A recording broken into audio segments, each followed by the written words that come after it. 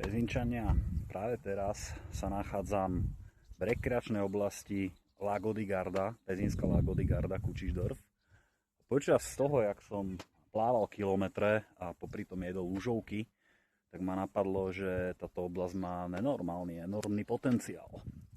Predstavte si, pozrite sa, tam sú rekreanti, sa kúpu, že by sme zmenili územný plán, tam ten breh by sme úplne vyplanírovali, vystavali by sme tam normálne, že luxusné vily v toskánskom štýle, tak aby sme vedeli konkurovať naozaj tej talianskej Lago di Garda.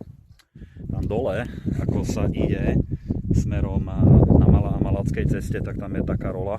Tu by sme mohli vykúpiť a normálne by sme tam vybudovali letisko na private jety, kde by sme normálne zvážali proste turistov z celého sveta a spravili by sme z toho úplne vyhlásenú oblasť. Tam je bývalá Rokita, bol tam niekedy tábor, tam by sme vedeli spraviť normálne zjazdovku, by sme to normálne zasnežovali, v lete by sme tam urobili bobovú dráhu, lanovky, všetko, ten kopec by sme ešte navýšili, aby bol dobrý výhľad.